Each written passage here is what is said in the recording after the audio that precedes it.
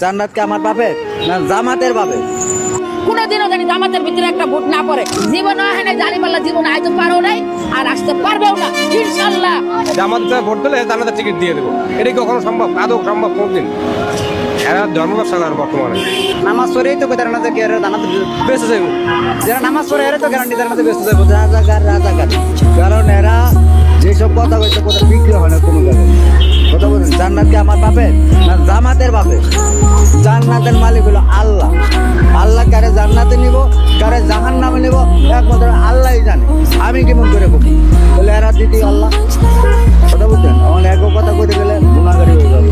টুপি মাথায় দিয়ে দিয়ে টাকা দিয়ে কিনে কিনে না কইতে সেই জামাত। যখন কি আমলিক সরকার আসলো তখন এই তো জামাত লোক কই আসলো? ধান কাটতে গেছিল না ধান কাটার মুতার ভিতর পলে আসলো? এখানে এটি কইতে বাই করে সে একটা জামাত লোকে হে বেস্তার খবর কেমনে না কিসের ব্যস্ত হে বেস্তা দিতে হবে গো।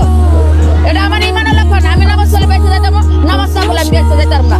আর আমি তো নামাজ পড়ে বেঁচে যেতাম না এমন কোনো কথা আছে নাকি? আমার আগে ইমান ধর্ম ঠিক করতে হইব। কারণ আমাদের মা বোনের যে ইজ্জত নষ্ট করতে এরা এটির জবাব হয়তো আল্লাহর কাছে দিতে পারবো না। জামাত জামাকে বেঁচে নেওয়া নাকি?